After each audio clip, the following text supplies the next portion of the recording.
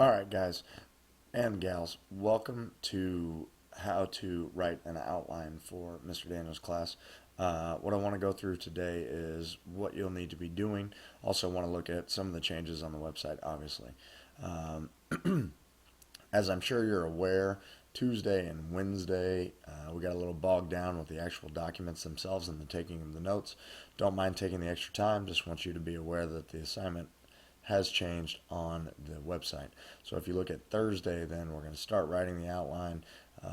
We have no school on Friday, and then as we come down here to the 20th, it's going to be, you're going to continue working outline and paper writing.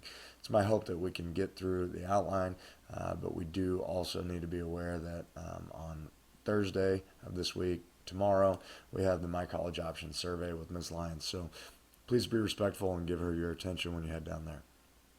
That being said, we're going to go ahead and jump into week 10. We're working on Thursday this week, and as you can see, the DBQ outline is going to be our main focus. If you go ahead and click on that, the outline will download for you. I'm going to go ahead and pull it up here. In the outline, you have all the basic parts that we've been talking about this year. You have a grabber. This is an interesting quote from the document that is framed. Create the setting. You need to include at least 2 to 3 fun facts from ideally the background document, and we'll talk about that as we go through the background document. Restate the question. Substitute definitions for key terms in the prompt. Now, which system is better? When I restate the question, I'm probably going to want to say, what the heck does better mean? Claim. In your claim, you're going to say Rome or Athens has a better system of citizenship. And then you're going to give me 3 reasons why. This is going to be your roadmap. The roadmap is going to give you your mini claims. In your mini claims, you're going to say Rome has a better system of citizenship because of roadmap answer number 1. And that's a natural transition there with actual sentences. You might want to include a quote right after your mini claim. If you include a quote and or a piece of evidence, you're going to want to explain how the quote supports the mini claim. You may also include a second piece of evidence. Each paragraph, I would like for you to try and have 2 pieces of evidence. It certainly does not, but when we're trying to talk about the depth of evidence, we're going to want to have evidence. Now, with our graphic organizer, you'll see that there's 1 explanation for 2 pieces of evidence. That's fine. If you want to quote, explanation, that's fine. Again, your evidences do not have to be quotes, but certainly a quote helps bolster your research capabilities. Then finally, what you're going to want to do is talk about your argument. So you have your quote or your evidence, you have your explanation of the evidence, you have another evidence, you have another explanation. The argument simply tells the reader how do all the evidences prove the mini claim and the claim. So why is Rome's system better, or why is Athens' system better? Remember that we're going to talk in the third person. The next thing you'll need at the end of each paragraph is a transition. That repeats in body paragraph 2 and body paragraph 3. Then your conclusion is a summary of body paragraph 1, body paragraph 2, body paragraph 3. Then you need to restate your claim. Note that your claim is up here and it says which system is better. Finally, there's a sample works cited. This should already be done on your note guide. Copy and paste those links here. Make sure that they are formatted in the left align indented format and that they are in alphabetical order. Here you have A, B, C. C comes before D. Document A should come before document B. If you use the textbook, for example, here is the citation for the textbook. If you use any outside text, like Mr. Bradfield used quotation machine, get with me on how to cite that, or brainyquote.com. Any of those types of things are good sources for you to find quotes for grabbers, but there is a better way to source that information, so check with me before you go ahead and do that. Again, we're going to try and get this done by Monday, so let's pause. We're going to go back to the website here. You have the rubric for grading the essay included here. I'll go ahead and move that to Monday for you and go through it for you if we have time at the end of this video. Here's a sample paper with excellent formatting. This is provided by Ms. Lear, so if you want to check that out, that's a great paper. Then you have a T-chart to help you with evidences. We're going to walk through this together. And finally, you have a blank claim organizer, sometimes called a chicken foot. Essentially, you're going to put your claim here. Blank has the better citizenship system. That would be Athens or Rome are your choices here, because you'll insert reason number one, comma, reason number two, and reason number three. So that's the basic idea of what we're going to do today to get you prepared to write your outline. So let's go back and look at this Athens versus Rome, which is the better system chart. Now, one thing that you'll note, this was actually really tough for me because I chose Rome, which I personally don't believe has the better system. So try to make it as difficult for me as possible. The thing that I worked with was the chart. On the left-hand side, I was going to make a claim. Now, the claims were the reasons why I felt Athens or Rome has a better system. Again, this was difficult because I don't feel this way, but try to make it as tough as possible so that I can empathize with you guys. Reason number one, more people can become citizens of Rome. This is the most common response that I get from students, and it very simply talks mostly to the females. If you are female and you want to be a citizen, Rome provides you with the only opportunity to do that. So this is a pretty easy way to make a claim here. Rome is better because more people can become citizens of Rome. Then you're going to need to provide some evidences. With this one, I went ahead and provided 3 evidences. The evidences actually come out of your sample notes. You'll see that they're separated out. The summaries are very, very important here because it summarizes each paragraph and tells you, without having to read these details, where you might find some evidence for what you're doing. So let's head back here. Again, clicked on the wrong document. However, let's head back here. Rome held about 15% of the world's population. This comes from the background essay. When you talk about more people can become citizens, I think it's important to note that Rome actually has more people in its empire.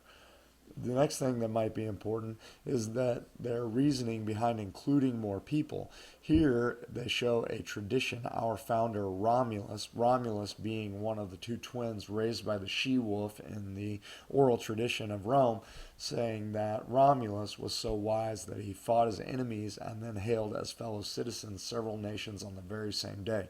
This is a solid quote because it's a little bit counterintuitive. It could even be a grabber. People might read it and say, why would you fight them as enemies and then hail them as citizens on the same day? That seems kind of strange to the reader. Finally, the piece of evidence that I chose for number 3, Rome extended citizenship in increments and for different purposes, i.e. military services. And that comes from document C, paragraphs 3 and 5. This up here, document C, paragraph 2. Including these is a good way to practice sourcing the information in text. Now, the explanation of the evidence becomes key. I gave you one explanation for all 3. Because of the size of Rome, the Roman Republic extended citizenship more freely than the Athenian democracy.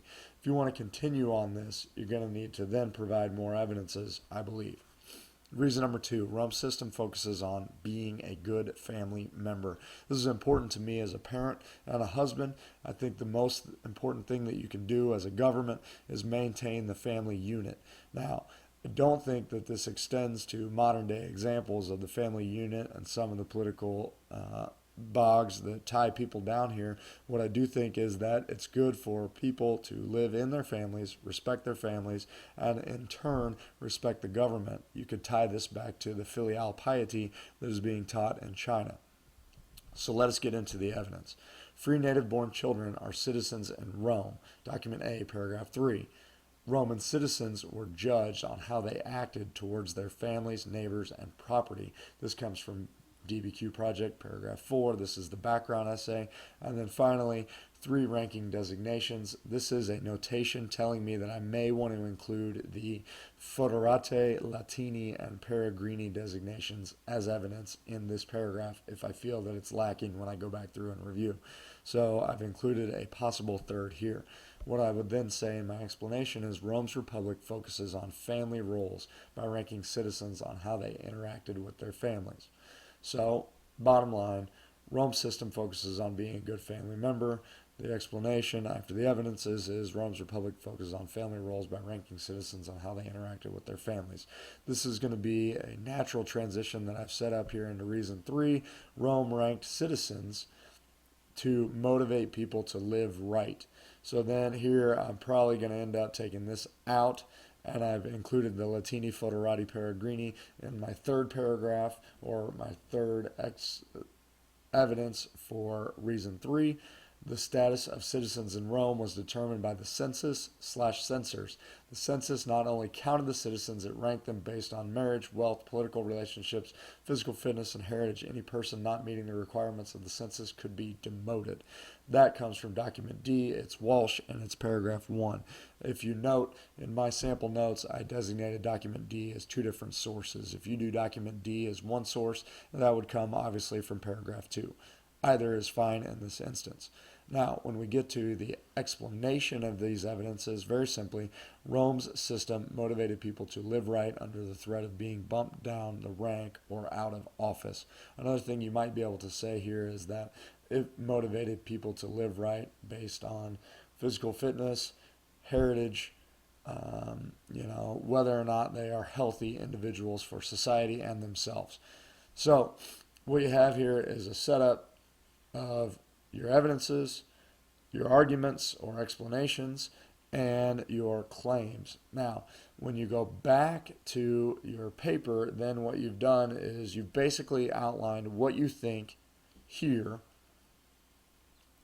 and how you're going to back up what you think. So think about this when you're writing these evidences as what you would say to your peers if they were questioning your claims.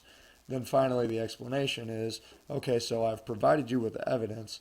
Here is what I'm going to interpret this evidence as, or how I'm going to explain that this evidence makes sense in my arguments. Let us then turn to your claim, or your chicken foot as it's called. Your claim goes here. Obviously, I again have chosen Rome. Rome has the better citizenship system because reason number 1, obviously, if we go back to the T-chart, reason number 1, more people can become citizens of Rome. Rome has the better citizenship system, reason number 2. Go back to the T-chart. Reason number 2, Rome's system focuses on being a good family member, comma, and Rome has the better citizenship system. Reason number 3, Rome ranks citizens to motivate people to live right. So those are the keys that I'm going to focus on in my paper. Paragraph 1 will be more people becoming citizens. Body paragraph 1. Body paragraph 2 will be Rome's system focuses on being a good family member. And body paragraph 3 will be Rome ranks citizens to motivate people to live right. So those would be the things that I would focus on. These would be the evidences. This would be the explanation. The arguments essentially are going to come right back to the claim saying that Rome's system is better because of reason number 1.